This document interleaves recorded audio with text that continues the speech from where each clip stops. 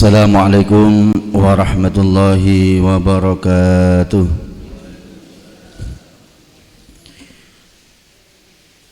Alhamdulillah, nahmaduhu wa nasta'inuhu wa nastaghfiruh wa na'udzu billahi min syururi anfusina wa min sayyiati a'malina. May yahdihillahu fala mudilla lahu wa may yudlilhu fala hadiya lahu. Rabbi syrah li sadri wa yassir li amri wahlul 'uqdatam min lisani yafqahu qawli, amma ba'du. Yang kami muliakan seluruh jamaah salat subuh yang berlanjut dengan kajian taklim subuh, wa nakhusu bidzikri kepada seluruh Dewan Kemakmuran Masjid Al-Falah yang selalu semangat dalam rangka melaksanakan kegiatan-kegiatan yang bernilai ibadah dan menjadi syiar bagi agama. Semoga semuanya diterima oleh Allah Subhanahu wa taala. Amin. Bapak-bapak, ibu-ibu yang berbahagia,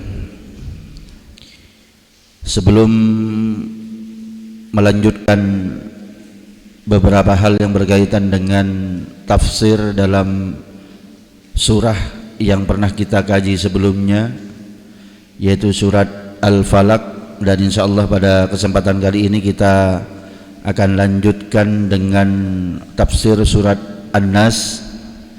Perkenankan pertama, saya akan menyebutkan sebuah hadis yang berbunyi, ittaqillaha haitsu ma kunta wa adbi'is sayyi'atal hasanata tamhuha wa khaliqin nasa bi khuluqin hasanin. Al hadis atau kama qala, ittaqillaha haitsu ma kunta, bertakwalah kalian dimanapun kalian berada. Haitsu dalam kajian gramatikal bahasa Arab itu bisa memiliki dua makna. Yang pertama memiliki makna dzarfiyah zamaniyah, memiliki makna yang berkaitan dengan zaman, waktu. Yang kedua memiliki makna dzarfiyah makaniyah, berkaitan dengan tempat. Sehingga makna daripada ittaqillaha haitsu ma kunta, bertakwalah kalian semuanya, haitsu ma kunta itu adalah kapanpun kalian berada dan dimanapun engkau berada. Pagi ini kita sudah melaksanakan nilai yang terkandung dalam hadis ini, ittaqillaha haitsu ma kunta. Kita tahu bahwa takwa itu imtithalul ma'murat, menjalankan sesuatu yang wajib, diperintah, dan juga menjalankan sesuatu perintah yang sifatnya sunnah. Maka ini juga bagian dari ma'murat. Pada pagi hari ini kita dengan susah payah, anggap dengan susah payah, tetap berupaya bagaimana kita hadir dalam majelis yang mulia ini. Kenapa? Karena pagi ini hujan. Kemudian kita pada saat mau keluar tentunya bersiap, juga pakai payung. Ketika iman kita tidak siap dengan kondisi ini, maka tentunya sholat di rumah sajalah, gitu ya. Makna daripada ittaqillaha haitsu ma kunta, kapanpun, situasi bagaimanapun, keadaan bagaimanapun, hujan, tidak hujan, panas ataupun tidak panas, kita tetap melaksanakan perintah. Kalau kita kemudian melaksanakan ibadah, melaksanakan kebaikan karena hanya masalah tadi, maka kemudian kita orientasinya bukan semata-mata karena Allah, akan tapi karena tidak hujan misalnya, atau karena tidak panas sehingga nang masjid, lek panas gak nang masjid, lek adem gak nang masjid, lek udan gak nang masjid. Maka kemudian iman kita itu masih bukan bergantung sepenuhnya kepada Allah, akan tapi masih bergantung kepada kondisi di luar kita.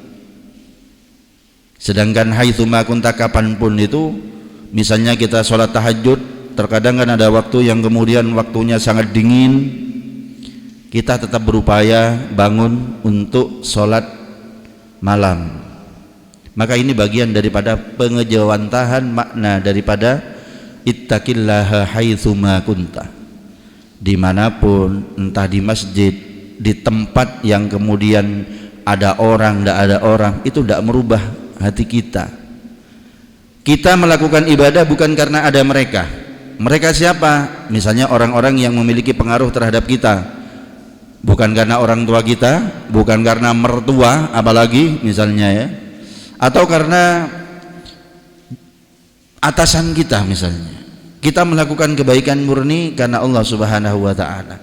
Kalau kita masih kemudian didikte dengan kondisi di luar kita sehingga kita melakukan kebaikan, maka tentunya kita masih belum kepada level ikhlas dalam bertakwa kepada Allah Subhanahu wa ta'ala. Sehingga pada pagi hari ini kita sudah luar biasa, panjenengan hadir, tetap semangat dalam rangka melaksanakan sholat subuh berjamaah, taklim, dan insyaallah nanti ditutup dengan sholat syuruk yang mana pahalanya ta'dilu hajjatan wa umratan tammatan, setara dengan pahalanya haji dan umrah. Itu luar biasa. Apalagi pagi ini agak lain gitu kan, kita harus memacu semangat kita. Kalau tidak begitu semangat, tidak mungkin kita hadir. Maka kemudian yang seperti ini itu juga dapat nilai dari Allah Subhanahu wa ta'ala. Karena perasaan itulah kita mendapatkan nilai tambah. Kenapa? Al-ajru biqadri ta'ab. Pahala itu berdasarkan susah payah kita, capek kita, pengorbanan kita. Sama dengan orang sodakoh misalnya. Orang sodakoh, makanya orang miskin dan orang kaya sama-sama sodakoh 50.000, itu nilainya lebih tinggi orang yang miskin daripada orang yang kaya. Kenapa? Kalau orang miskin mengeluarkan 50.000 itu beratnya Masya Allah, harus memikirkan. Akan tapi ketika mampu mengeluarkan, maka pahalanya luar biasa. Kalau orang kaya 50 kan enteng gitu kan, tidak beban. Dan itu ada nilai, antara ada beban dan tidak beban, itu ada nilai tersendiri di hadapan Allah Subhanahu wa ta'ala. Sehingga kita yang sekali lagi yang hadir pada pagi ini, itu nilainya akan 2 kali lipat, bahkan wa yudha'ifu mudha'afan katsira. Allah akan melipat gandakan dengan lipat ganda yang tidak pernah kita sangka. Para hadir jamaah salat subuh yang dimuliakan oleh Allah Subhanahu wa ta'ala. Beberapa minggu lalu ketika pertemuan kita terakhir, yaitu kita membahas mengenai tafsir surat Al-Falaq. Sedikit flashback sehingga agar masih terkoneksi dengan bahasan pagi hari ini. Qul a'udzu bismillahirrahmanirrahim, qul a'udzu birabbil falaq. Katakanlah wahai Muhammad, a'udzu birabbil falaq, kami meminta perlindungan birabbil falaq, kepada Allah, kepada Tuhan waktu subuh. Min syarri ma khalaq, dari keburukan makhluk. Wa min syarri ghasiqin idza waqab, dan dari keburukan malam ketika sudah gelap. Wa min syarrin naffatsati fil uqad, dan dari orang-orang tukang sihir yang meniupkan pada ikatan-ikatan. Wa min syarri hasidin idza hasad, dan dari keburukan orang yang hasad pada saat dia mengeksekusi dengkinya. Sedikit kita mulai dari yang pertama. Ini gambaran sejenak kita kembali ke bahasan sebelumnya. Jadi kita itu harus sebagai seorang muslim, bahkan kita sebagai manusia di dunia, tidak peduli pangkat dan jabatannya, kaya atau miskin, ganteng atau jelek, atau misalnya bahkan orang beriman ataupun tidak, mereka semuanya itu ada 2 keinginan besar. Apa kira-kira keinginan manusia? 2 keinginan manusia. Yang pertama, mereka selalu minta kebaikan. Yang kedua, apakah kira-kira kalau ada orang dungo pas kemudian minta keburukan, ada enggak? Enggak ada. Semuanya pasti minta kebaikan. Itu yang pertama. Yang kedua, semua orang itu pasti meminta kepada Allah untuk terhindar dari keburukan. Jadi sekali lagi, tidak peduli pangkat dan jabatannya, bahkan iman mukmin atau tidaknya, semua orang itu pasti ada dua tujuan hidup itu, minta kebaikan dan terhindar dari keburukan. Akan tetapi orang yang beriman, kita sebagai orang yang beriman, ketika berdoa, ketika minta kebaikan kepada Allah, kemudian minta terhindar dari keburukan, maka tentunya kita harus menggantungkan semuanya kepada Allah Subhanahu wa ta'ala, bukan kepada yang lain. Minta kebaikan ya kepada Allah, minta terhindar dari keburukan juga kepada Allah. Oleh karena itu Rasulullah sallallahu alaihi wasallam mengajarkan kita doa-doa yang kemudian menjadi kebaikan untuk kita, dan doa-doa yang kemudian agar kita terhindar dari keburukan. Contoh misalnya, kalau kita turun dari masjid itu doanya apa? Allahumma ghfirli waftahli abwaba fadlik. Ada juga yang beredaksi Allahumma inni as'aluka an taftaha abwaba fadlik. Ya Allah, ampunilah kami dan bukalah bagi kami pintu-pintu karuniamu. Maka kemudian ketika kita turun dari masjid, kita dianjurkan doa seperti itu adalah doa kebaikan agar kita mendapatkan kebaikan-kebaikan. Fadlik, fadl itu merupakan keutamaan atau merupakan anugerah. Anugerah itu banyak. Keinginan orang itu dalam hidup itu yang standar itu kan, standar kebaikan itu yang pertama sehat, gitu kan? Mereka pasti ingin sehat. Kemudian ingin panjang umur, ingin punya istri yang solihah, ingin punya anak-anak yang solihin. Itu keinginan-keinginan standar manusia dalam kebaikan. Demikian sebaliknya, keinginan-keinginan standar orang itu minta terhindar dari keburukan, tentunya juga bisa dibalik. Tentunya mereka minta agar tidak sakit, tidak diberi umur pendek, kemudian tidak dicoba dengan istri yang durhaka, tidak dicoba dengan anak-anak yang membangkang. Maka kemudian semua ini itu bagian dari fadl dari Allah, karunia dari Allah Subhanahu wa ta'ala. Meskipun beberapa hadis itu menjelaskan bahwa kenapa kita dianjurkan pada saat keluar dari masjid misalnya berdoa Allahumma firli waftahli abwaba fadlik. Kalau pada saat masuk kan kita berdoa Allahumma firli waftahli abwaba rahmatik. Karena logikanya ketika kita masuk masjid, maka kemudian maghfirah dari Allah yang kita harapkan, rahmat dari Allah yang kita harapkan. Ketika keluar dari masjid, maka kemudian karunia yang kemudian kita harapkan, karunia kebaikan dalam keluarga, karunia kebaikan dalam rezeki.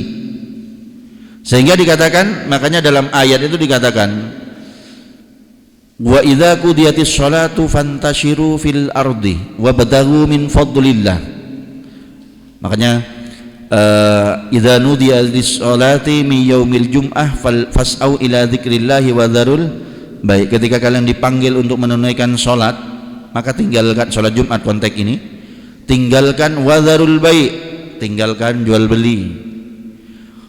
Lantas setelah jual beli ditinggalkan, kemudian kita masuk ke masjid dengan membaca doa tadi. Setelah pulang kita membaca doa Allahumma firli waftahli abwaaba fadlik. Karena dalam ayat itu dijelaskan wa idza qudiyatis shalah fantashiru fil ardi wabtaghu min fadlillah.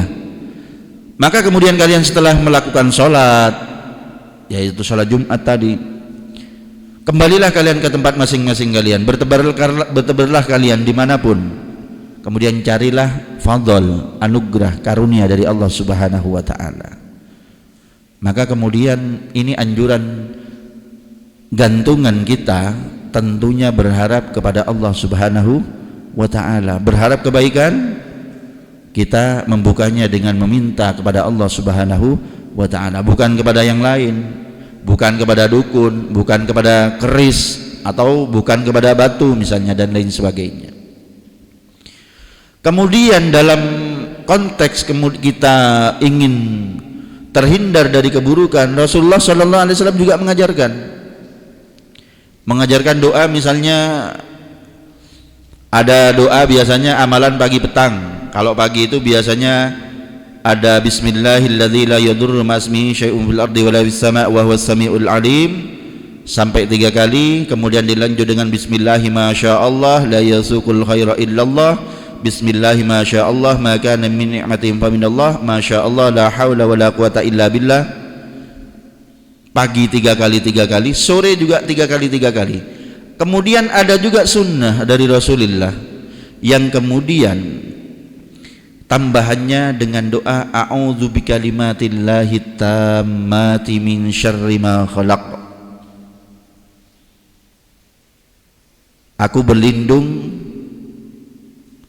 dengan kepada Allah dari keburukan-keburukan yang Allah ciptakan. Beberapa minggu lalu sudah saya jelaskan, makhluk Allah itu ada yang memiliki nilai kebaikan murni, ada yang nilai keburukan murni. Kebaikan seperti surga, kemudian keburukan murni seperti neraka, setan. Ada yang juga mutasyabih, campur. Contohnya yang campur siapa kira-kira? Manusia itu campur. Kita ini campuran, bisa kadang baik, bisa kadang buruk. Kita ini campuran. Bahkan yang terakhir saya jelaskan kemarin itu, bahkan istri itu juga bagian campuran gitu ya. Campuran antara terkadang mereka baik bagi kita dan terkadang mereka menjadi buruk. Bapak Ibu yang dimuliakan oleh Allah Subhanahu wa ta'ala. Jadi Rasulullah SAW mengajarkan min syarri ma khalaq, a'udzu bikalimatillahi tammati, aku berlindung dengan kalam-kalam Allah yang sempurna, min syarri ma khalaq, dari keburukan-keburukan yang Allah ciptakan. Perawi hadis ini menjelaskan bahwa pada saat beliau itu mendengar hadis ini, beliau langsung ngamalkan. Bukan hanya beliau saja, Suhail ya yang kemudian berkata, bukan hanya kemudian dilakukan sendiri, akan tapi wa kana ahluna ya'maluna biha, bahkan keluarga kami semuanya mengamalkan itu. Sehingga suatu hari ada anak kami perempuan itu dientup ya, dientup itu bisa tawon, artinya digigit lah, disengat, maknanya disengat.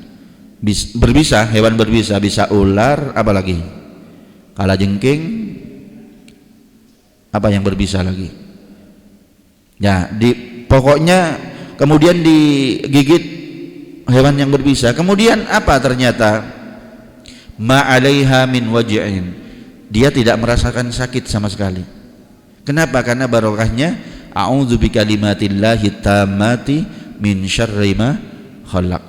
Makanya dalam kitab tafsir Jalalain itu dikatakan syarri ma khalaq. Khalaq itu yang dimaksudkan adalah minal, sesuatu yang hidup. Ada juga minal jamad. Kalau dalam konteks min syarri ma khalaq itu adalah hewan mukallaf. Jadi tafsirnya itu agak aneh gitu ya. Dalam tafsir Jalalain syarri ma khalaq qul a'udzu birabbil falaq, min syarri ma khalaq itu ditafsirkan min syarri hayawanin. Jadi ditafsirkan dengan hewan yang kemudian balighin, yang kemudian mukallafin, yang mukallaf, hewan yang mukallaf, yaitu ya manusia. Maka kemudian kita itu juga berdoa, artinya kita terhindar dari keburukan-keburukan manusia juga. Kemudian juga dilanjut dengan wajamadin kasummi. Di dalam tafsir Jalalain itu dikatakan jamad contohnya itu racun, bahkan bisa menangkal racun. Bagaimana ada kisah sahabat itu membaca Bismillahilladzi la yadurru ma'asmihi syai'un fil ardi wala fis sama' wa huwas samiul alim, kemudian racun pun tidak mempan. Kalau kita atau panjenengan atau kita semuanya kira-kira setelah baca itu kemudian ngamalkan itu, minum racun mati apa enggak kira-kira? Cuman jangan coba-coba ya. Kemudian karena kalian sudah membaca, panjenengan kemudian sudah membaca, mengamalkan itu, jangan coba-coba gitu ya. Allah itu jangan dicoba-coba gitu kan. Khawatir bacaan kita itu tidak seperti apa yang dibaca oleh as-salafun as-salihun. Doa itu bukan karena tidak mandi doanya, akan tapi karena siapa yang berdoa. Kenapa? Karena apalagi doa yang wurud gitu ya. Doa yang wurud dari Rasulullah SAW itu pasti mandi, pasti manjur. Lah kok ternyata dibaca kita kok gak mandi misalnya, itu jangan salahkan bacaannya. Kita harus melihat kita sendiri gitu kan. Jadi sekali lagi Bapak Ibu yang berbahagia yang dimuliakan oleh Allah Subhanahu wa taala. A'udzu bikalimatillahi tammati min syarri ma khalaq. Sekali lagi kita meminta kebaikan, kemudian meminta terhindar dari keburukan, semuanya harus kita gantungkan kepada Allah Subhanahu wa taala. Makanya sampai ada ayat 2 surat, yaitu surat Al-Falaq, An-Nas, yang kemudian disebut sebagai Al-Mu'awwidzatain. 2 surat pelindung, artinya benteng gitu ya, benteng bagi orang mukmin. Qul a'udzu birabbil falaq min syarri ma khalaq wa min syarri ghasiqin idza waqab.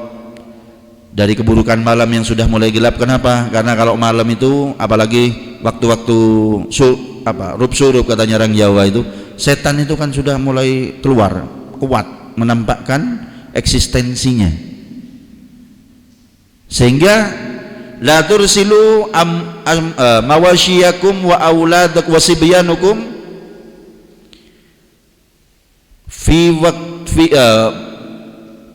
fi ghurubi syams. Jangan kalian lepas hewan-hewan kalian, anak-anak kalian pada waktu maghrib. Kenapa? Fa inna syaitana fiha tamba'ithu hatta tadhhaba fakhmatul insya. Karena setan pada saat itu muncul semua sampai isya itu datang. Makanya ruk-suruk mulai jam biasanya itu mulai hampir maghrib itu. Makanya kan orang tua kita itu menyuruh kalau misalnya ada anak kecil itu jangan dijak lomper keluar, apalagi bayi itu biasanya kan dicekelen anaknya, pegang, artinya maknanya dijaga dari dan minta perlindungan dari Allah Subhanahu wa taala. Kenapa? Karena mereka anak-anak kecil, kenapa hewan juga diikutkan? Itu mereka tidak bisa, tidak punya kemampuan untuk berdoa ta'awud kepada Allah, sehingga yang kemudian yang sudah yang besar-besar, yang dewasa itu harus mengingatkan. Jadi cari anak panjenengan misalnya itu sudah waktu syuruk gitu ya. Meskipun kan waktu syuruk sekarang itu kan tidak ngeri seperti dulu. Kalau dulu itu kan waktu syuruk kan ngeri karena lampu juga minim penerangan dan lain sebagainya. Maka kemudian pada waktu itu panjenengan harus nyari putra kalian itu yang lagi main. Kalau misalnya belum ketemu putranya, ketemu anaknya orang lain, ingatkan, balik cung, mulai disuruh pulang. Kenapa? Ternyata di samping itu ada nilai yang luar biasa. Bainal maghrib atau bainal isya'ain du'atun mustajabah. Ada antara maghrib dan isya itu ada waktu mustajabah. Sehingga anak-anak itu kemudian disuruh kita pulang. Kemudian kita, orang dulu itu menganjurkan belajar itu ba'dal maghrib. Makanya kemudian metode orang dulu itu sudah benar. Ngaji mari maghrib itu wis benar. Karena waktu terbaik ngaji itu adalah ba'dal maghrib hatal isya. Akan tapi kan problemnya sekarang kan repot sekarang, apalagi dengan keadaan yang seperti ini. Setelah maghrib itu tidak mungkin misalnya. Maka kemudian lembaga-lembaga TPQ, lembaga itu memiliki jadwal yang kemudian setelah asar biasanya agar apa? Contoh misalnya agar bisa mengakomodir semua santri, semua peserta didik. Kalau setelah maghrib tidak bisa tertangani semua, itu mafi muskilah. Akan tapi tentunya juga kehilangan waktu istijabah tadi, karena waktu terbaik di situ itu juga bagian daripada rahasianya. Kemudian min syarri ma khalaq wa min syarri ghasikin idza waqab wa min syarri naffatsati fil uqad. Rasulullah sallallahu alaihi wasallam itu diperintahkan juga berdoa min syarri naffatsati fil uqad. Naffatsat itu adalah perempuan ahli sihir, tukang tenun, tukang santet lah kalau sekarang. Jadi bukan kemudian katanya siapa itu, pesulap merah gitu, santet itu udah ada, sihir udah ada. Bukan, itu dari zaman Rasulullah itu sudah ada, bahkan sudah sudah termaktub dalam Al-Quran kasus itu ya. Min syarrin naffatsat, perempuan tukang sihir. Kenapa kok pakai, apakah laki-laki include enggak kira-kira? Include, masuk.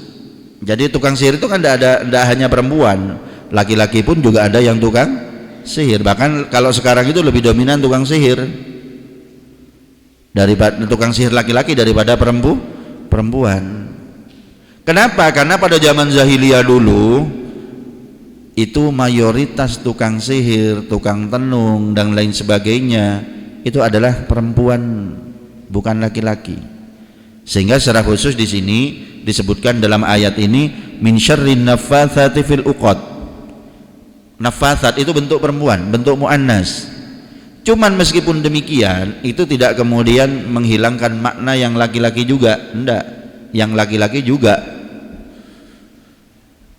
Min syarrin naffatsati fil uqad, perempuan-perempuan yang meniupkan dalam tiap fil uqad. Uqad itu ikatan.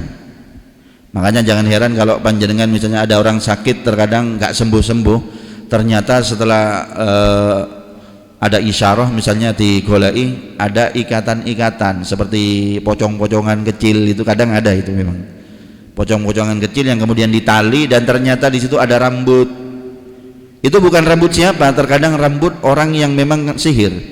Kalau zaman dulu itu kan memang biasanya sihir itu mengambil bagian dari tubuh yang mau kena sihir. Kalau sekarang kan lebih canggih gitu kan, tidak perlu itu, cukup gambarnya saja sudah bisa gitu kan, tidak perlu rambutnya, apalagi bajunya, piye golek ini gitu kan. Jadi itu berbahaya. Rasulullah SAW juga pernah kena sihir gitu ya, pernah kena sihir.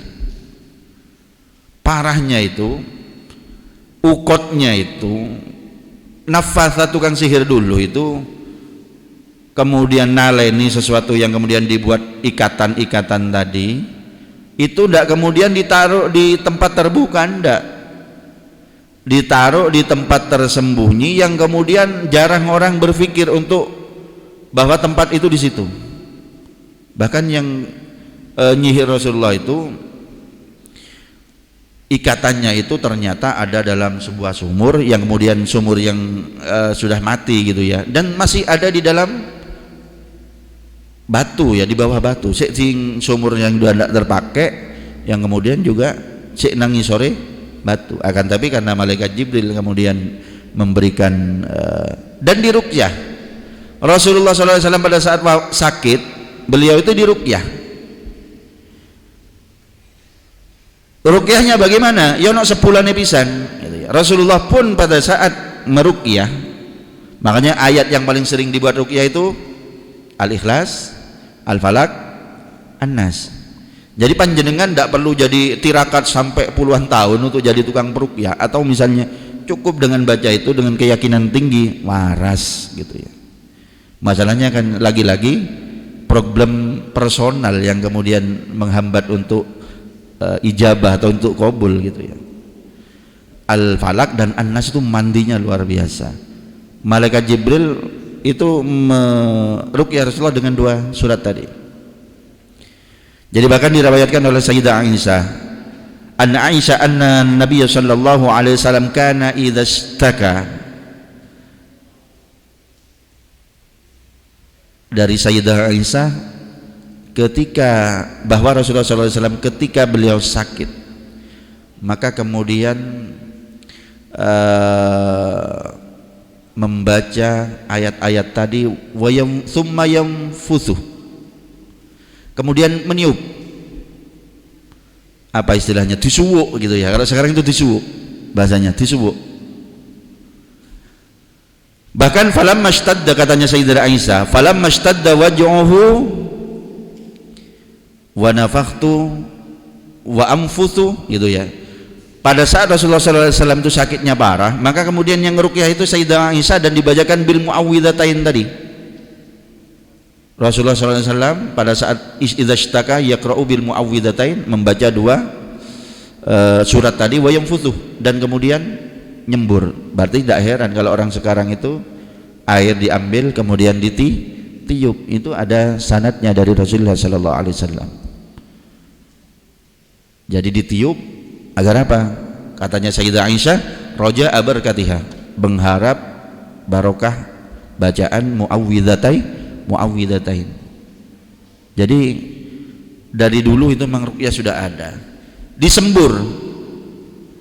Orang mukmin yang bukan tukang sihir itu kan sama-sama nyembur kan. Yang nafasat itu kan juga nyembur juga, gitu kan. Apakah boleh nggak kita itu melakukan semburan seperti itu? Boleh. Kenapa?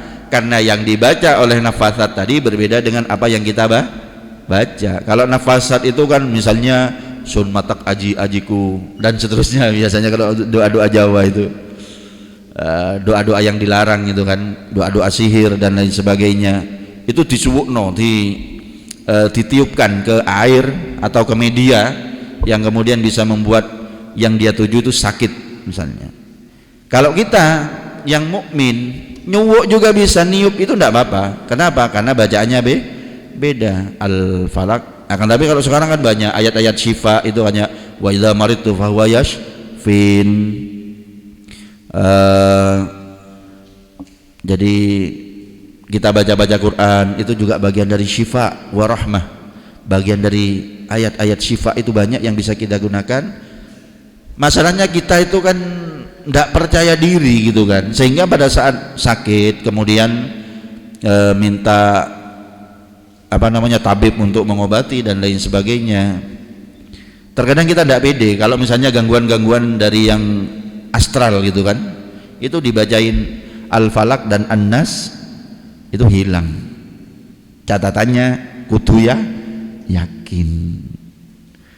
Karena saya juga dulu itu pernah menjadi praktisi ruqyah juga ya, ruqyah syar'iyah. Berarti ruqyah itu ada dua, ada ruqyah syar'iyah, ada ruqyah syirkiyah. Ruqyah syar'iyah itu ruqyah yang kita lakukan, kemudian biasanya dilanjut dengan bekam, dilanjut dengan mengalirkan darah itu. Kemudian kalau ruqyah syirkiyah, ruqyah syirik, yaitu pengobatan-pengobatan yang kemudian diharamkan oleh syariat, yang kemudian mengantarkan orang itu syirik kepada Allah Subhanahu wa taala. Min syarrin naffatsati fil uqad. Makanya ini sudah jelas kan, bahkan dari sihir sekalipun kita cukup dengan membaca qul a'udzu birabbil falaq min syarri ma khalaq wa min syarri ghasiqin idza waqab wa min syarri naffatsati fil uqad wa min syarri hasidin idza hasad. Makanya kalau kita lihat dalam Ratibul Haddad itu adalah doa-doa, bacaan-bacaan yang wurud semuanya dari Rasulullah SAW, mulai dari a'udzu bikalimatillahi tammati min syarri ma khalaq dan seterusnya, itu wurud dari Rasulullah SAW. Bapak Ibu yang berbahagia, kemudian dilanjut ayat terakhir. Di situ wa min syarri hasidin idza hasad, dan dari keburukan orang yang dengki pada saat dia dengki. Adakah orang dengki tapi dia tidak melaksanakan dengkinya? Ada. Karena paling tidak orang dengki itu ada tiga macam itu ya. Iri melihat tetangganya punya nikmat, kemudian berharap berpindah kepada orang lain. Kemudian ada yang iri, akan tetapi dia memendam. Artinya dia melawan rasa syahwatnya. Karena ma khalaq, sesuatu yang makhluk itu ada yang di dalam manusia, ada yang di luar manusia. Yang eksternal itu ya seperti manusia yang lain, setan. Kalau internalnya adalah nafsu. Innan nafsa la'ammaratun bisu. Nafsu itu sangat memerintahkan kita untuk melakukan keburukan. Jadi la'ammaratun bisu. Maka kemudian min syarri, orang yang kemudian iri melihat orang lain, kemudian akan tapi mendem dan berupaya bagaimana agar iri itu tidak tereksekusikan. Kalau tereksekusi itu kan bahaya. Kenapa? Bisa jadi dia menfitnah. Contohnya misalnya ada orang kemudian promosi jabatan, ternyata kalian juga menginginkan posisi yang sama. Akhirnya kalian beralibi kemudian menfitnah orang tersebut agar jabatan tadi kalian dapatkan. Ada juga orang yang modelnya yang penting hilang dari nikmat dia, perkara mau pindah ke orang lain atau tidak itu tidak masalah, sing penting wis gak ngenek nikmat iku alhamdulillah. Itu paling bahaya seperti itu ya. Jadi dia bersyukur ketika ada nikmat yang hilang dari orang lain. Makanya kan dalam kitab Risalatul Mu'awanah itu disebutkan wa ghayatuhu an tatabanna zawalan ni'mata alaih. Puncaknya hasud itu adalah ketika kalian berharap bahwa nikmat itu hilang darinya. Entah mau balik ke kamu, ke panjenengan sendiri atau ke orang lain. Enggak peduli, sing penting pokoknya wis hilang alhamdulillah. Nah itu warahnya Masya Allah. Dia sudah, artinya dia sudah suudzon kepada Allah. Suudzon kenapa? Allah ini salah ngasih nikmat kepada dia, Allah ini salah ngasih jabatan kepada dia, Allah ini salah, Allah disalahkan. Kok gak nang aku ae, harusnya saya yang pantas. Kalau mau bahasa disederhanakan seperti itu, orang dengki itu seperti itu, menyalahkan Allah seolah-olah tidak terima bahwa atau menyalahkan Allah itu memberikan rezeki kepada yang lain, bukan kepada dirinya. Jadi nafsu itu memang harus kita perangi, berat akan tapi bermanfaat. Kalau dalam kitab Burdah itu ya, kalangan Imam Al-Busiri disebutkan wan nasu kan tifliin tuhmilhu syabba'ala hubbir radai wa in taftimhu yang fatimi itu ya. Wan nafsu katifli, nafsu itu ibarat anak kecil. Intuhmilhu, kalau kalian tidak nyape syabba'ana, maka dia terus sampai tuwek gak kira petel dari susu. Jadi nafsu akhirnya bagaimana? Wan nafsu katifli intuhmilu syabba'ala hubbir radai wa in taftimhu yanfadi. Kalau panjenengan memaksa untuk memberhentikan susuannya, maka kemudian dia akan gak tergantung lagi, ya tersapi. Coba anak kan kecil umur kan maksimal itu kalau anjuran itu kan 2 tahun kan, gak dipisahi. Artinya kira-kira dia pancet nyusu atau berhenti? Pancet nyusu sampai umur 10 tahun itu bisa sampai pancet nyusu. Sama dengan syahwat, ketika tidak dipotong ya memang berat. Mungkin beratnya kalau anak kecil itu sehari, 2 hari, 3 hari sudah hilang. Rata-rata itu 3 hari sudah hilang. Anak kecil yang disape itu sudah hilang. Sama dengan nafsu, ketika nafsu itu sudah terbiasa dipotong, maka kemudian itu tidak akan ngefek lagi. Makanya kemudian Rasulullah SAW itu menjelaskan salatun muhlikatun, ada 3 yang kemudian 3 hal yang berbahaya dan akan membuat kita binasa. Apa salah satunya? Wahawan mudba, nafsu. Kan kira-kira panjenengan itu punya nafsu atau tidak? Punya kan? Akan tapi ada yang hawa yang mudba, ada yang hawa ghairu mudba. Ada nafsu yang diikuti, ada yang nafsu yang tidak diikuti. Jadi kalau nafsu yang selalu diikuti, dimbarno ae, pengin minum minuman keras dilanjut, pengin dunia pergaulan bebas dilanjut, tidak ditahan. Jadi sekali lagi kita berharap dan berdoa kepada Allah dari beberapa keburukan-keburukan manusia, keburukan-keburukan benda-benda mati, keburukan-keburukan tukang sihir, semuanya itu tercover minta bantuan kepada Allah dengan membaca al-mu'awwidhatain, yaitu al-falaq dan an-nas. Jadi itu doa yang kemudian manjur bagi kita. Min syarri hasidin idza hasad. Jadi hasad itu sangat berbahaya, sering saya jelaskan. Hasad itu yakulul hasanat kama takulun narul hatab. Hasad itu sebanyak apapun kalian pagi ini panjenengan misalnya, pagi ini sudah ikut kajian pagi, kemudian duhur, akan tapi dalam hati masih ada hasad kepada tetangganya, itu percuma, semuanya hilang. Kenapa? Al hasadu yakulul hasanat kama takulun narul hatab.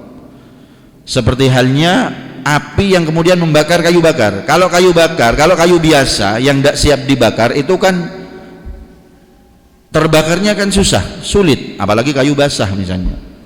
Kalau memang sudah menjadi kayu bakar itu mudah terbakar. Makanya hasad itu ibarat itu. Al hasadu yakulul hasanat kama takulun narul hatab. Jadi artinya apa? Cepat hilang kebaikan-kebaikan kita ketika ada hasad. Jadi hasad itu ayyasyukka alaika in amullah ala abdin min ibadihi. Ketika kita itu selak, katanya orang Madura, melihat orang lain diberi nikmat. Kalau misalnya pingin nikmat yang sama, boleh enggak kira-kira? Ada tetangganya beli mobil Velfire misalnya, terus kalian pingin juga, boleh enggak kira-kira? Boleh? Boleh. Kan itu meminta kebaikan yang sama gitu kan, dengan catatan. Makanya itu disebut sebagai ghibthah ya. Ghibthah itu antatluba mislahu. Jadi dia meminta kepada Allah sesuatu yang sama dimiliki orang lain, dengan tidak berharap kenikmatan yang dimiliki orang lain itu hilang dari dia. Jadi penting sekali kalau orang hasud kemudian tidak mengeksekusi hasudnya, itu aman kita. Kalau orang hasud mengeksekusi hasudnya, itu kita tidak aman. Sama dengan hawa nafsu tadi. Kalau hawa nafsu itu kan ada hawa nafsu yang diikuti terus, ada yang kemudian yang ghairu mutba, yang tidak selalu diikuti. Sehingga sekali lagi, wan nafsu katifli in tuhmilhu syabba'ala hubbir radai wa in taftimhu yam fatimi. Kemudian kita masuk sekarang terhadap surat An-Nas. Qul a'udzu bismillahirrahmanirrahim. Qul a'udzu birabbin nas, malikin nas, ilahin nas. Dalam surat Al-Falaq itu ada bacaan bismillahirrahmanirrahim, qul a'udzu birabbil falaq. Sifat yang disebutkan untuk kita meminta perlindungan itu berapa kalau dalam surat Al-Falaq? Sifat Allah itu berapa yang kita sebut? Qul a'udzu birabbil falaq. Kan langsung min syarri ma khalaq. Jadi minta perlindungan itu kan kepada siapa dan dari apa? Iya kan? Minta perlindungan kepada Allah dari apa? Dari keburukan tadi. Jadi qul a'udzu birabbil falaq, dalam lafal itu disebutkan di situ hanya ada satu sifat Allah, yaitu Rabb, Rabbul atau Rabbil Falaq. Bandingkan dengan surat An-Nas.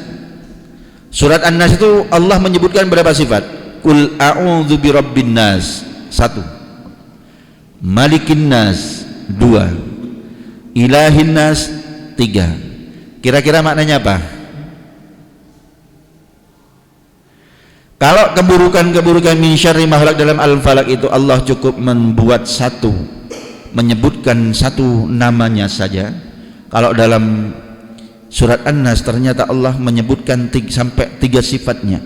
Artinya Allah untuk mengalahkan, artinya orang lain, untuk orang manusia ya, makhluk, untuk mengalahkan sifat min syarri min apa? Qul a'udzu birabbin nas, malikin nas, ilahin nas, min syarril waswasil khannas. Ini maknanya kenapa kita harus menggunakan sampai 3 sifat Allah, Karena min syarri, kita berlindung dari min syarri waswasil khannas, berlindung dari bisikan-bisikan dari setan yang bersembunyi. Maka kemudian bisikan-bisikan ini menjadi sesuatu yang sangat berbahaya. Contoh apa bisikan-bisikan setan itu? Setan membuat kita was-was. Bahkan was-was, naudzubillah. Kadang itu ada orang was-was, takut, selalu takut su'ul khotimah. Tidak boleh was-was takut su'ul khotimah. Artinya apa? Was-was yang kemudian membuat kita itu ibadah kita tidak nyaman, itu salah. Misalnya ketika diterima, kemudian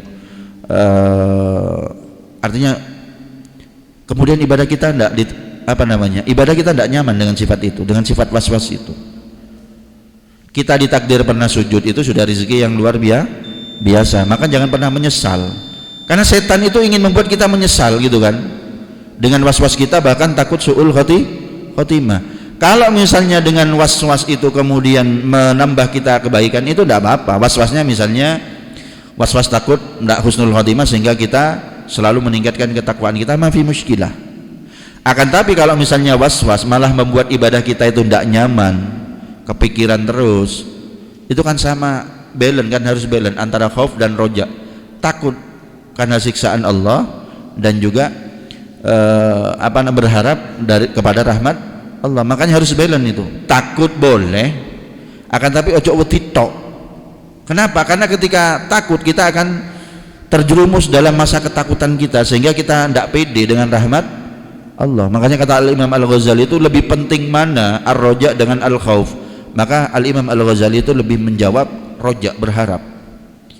Kenapa? Karena berharap itu mudah mendapatkan rahmat dari Allah Subhanahu. Ketakutan itu boleh, cuman jangan berlebihan.